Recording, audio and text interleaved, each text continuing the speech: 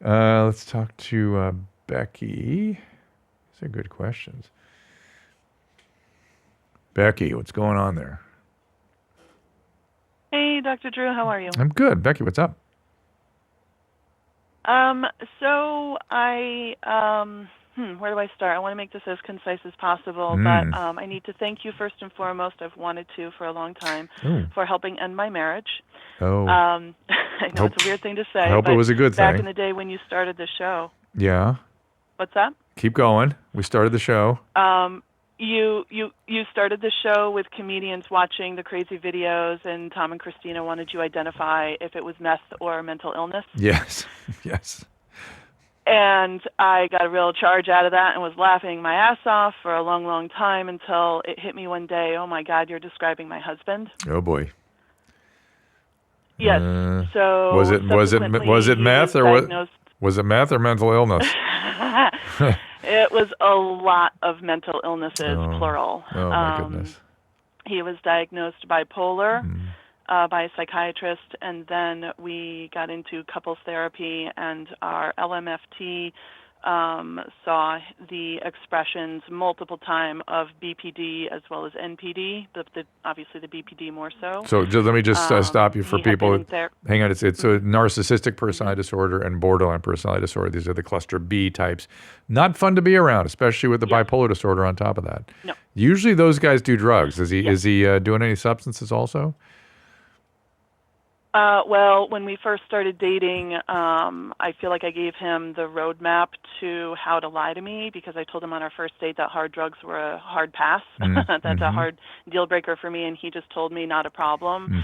And then in a major fight about a year into the relationship, he threw in my face that he'd been doing cocaine behind my back the entire time. There you go. They do not disappoint. They do not disappoint, people with those disorders. And by the way, they suffer as much as you do. You know what I mean? I'm sure you saw that with him. These disorders are not fun to have. They are not fun. They're not fun to be around. They're not fun to have. No, and I was 19 when we got together, and so I was very naive. So I couldn't. Sorry, it's still emotional. I'm sorry. I'm sorry. It's we ended up getting married, and I had 2 children. With him, and so I'm sorry. So now it's, how do I co-parent with this person? Especially now that he has a new girlfriend who just moved in, and she has no clue that he has these things, because he doesn't see the psychiatrist anymore, so he doesn't take the meds.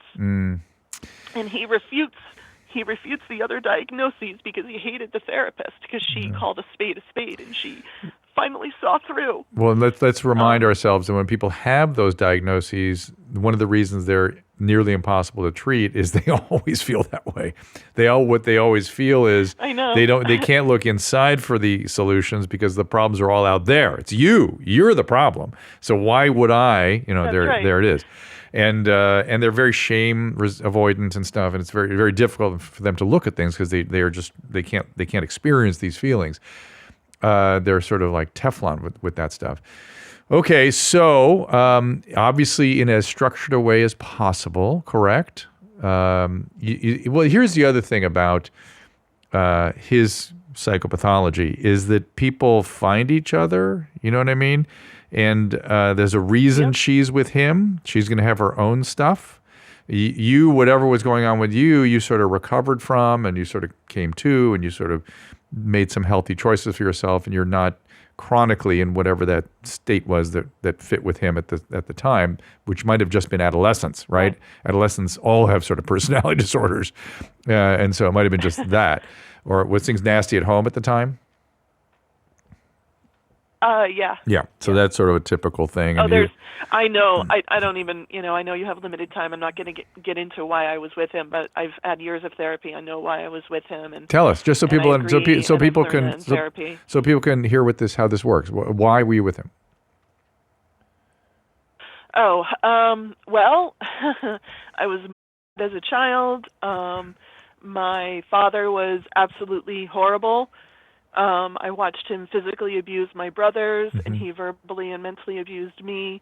So ultimately I ended up marrying my father, right. which is so ridiculously on the nose, because that's what you always hear. And of course, as a kid, as an adolescent, you go, I'm not going to turn into my parents. And yeah, it fucking happened. There it was. Yeah, so, people never talk about where attraction comes from. If you have childhood trauma, it becomes the source of attraction. You become attracted to people and circumstances that are just like the original perpetrators. We don't know why that happens. It's some wiring in our head. Yeah. They must have had some evolutionary adaptation to it at one time in human evolution. It's totally... It does not serve us well now. But the good news is you didn't develop a personality disorder. You just developed this kind of codependency. And so you were able to kind of recover from that and rework your attraction maps. And it no longer worked for you and you pulled out. This girl that's with him now may have some stuff going on, right? Some real stuff. In which case, let them do their thing. You don't. It's not your responsibility. But how do I co-parent? Especially now that she's in the picture with him. And, my therapist has told me, I don't have to worry about her because he is drawn to stable people, which I do understand and I do logically get. But it still hurts. Maybe. Okay. Let's hope that would be the best scenario. That'd be the best case. That'd be the best case. The other version of that is they could be a volatile explosion all the time.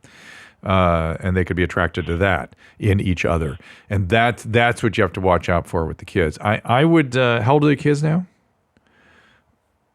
My son is 14 and my daughter is just shy of 9. Okay. So I'm not worried so much about my son because I've been able to have discussions with him because he unfortunately has experienced firsthand just a couple times since we split what the borderline personality disorder looks like. And, we've had to have crying sessions where he's crying on my shoulder and, asking questions. Now, he sees a therapist as well, thankfully. Great. She's incredibly helpful. Great. Oh my God, you're so this is wonder. This is a great story you're telling, right? This is how things how people end the cycles of abuse. This is how people get better. This is how people thrive. Treatment does work.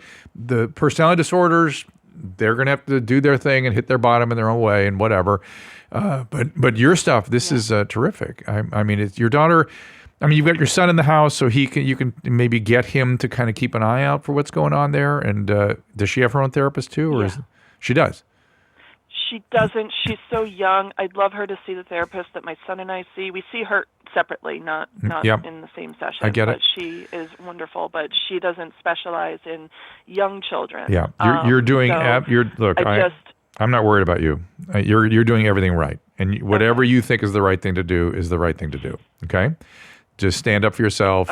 Set limits. Trust your instincts. That's what you got to do. And get. I worry about this woman considering herself mother to my children. Well, that's every that's every co-parenting situation, right? Everybody worries about that stuff. And just stay connected to your kids. And remember, don't forget this too. They love their father, right? He has pathologies. Yeah. They love their father. Drives me crazy. It's okay. It just doesn't seem fair. It's like, I understand, of course they love him, but it's like to see part of the reason why I got divorced is because when I finally realized what was going on, it's like, I need to end this so I don't exemplify this to the children. And now here we are. He got together and started dating 2 days after the divorce was final. But it's very different. Relationship with this woman, and now they're going to see it over there. It's very different though than him doing that to their mother. Their mother standing up for themselves, setting limits, getting out. That is a very different situation than then he just looks pathological, because kids have this fantasy that families are going to stay together. That didn't work. Look, this is him now. This is what he does in relationships. They'll see it. But you do have to worry about your daughter so she doesn't get imprinted with all this, right? She needs to be around her dad, so he's not abandoning, but it needs to be very, very structured, very, very structured. Okay? Well, that's the only other problem is that when they're together, he spends all of his time with my son. They are into one hobby together, and he leaves her in front of the television screen. And so I feel that she, when he doesn't come through for stuff, she goes, okay, whatever. Well, but when it's with my son, he's hurt by that. So it's like I see that disconnect already. But you're right, that's not. Neither is a good thing.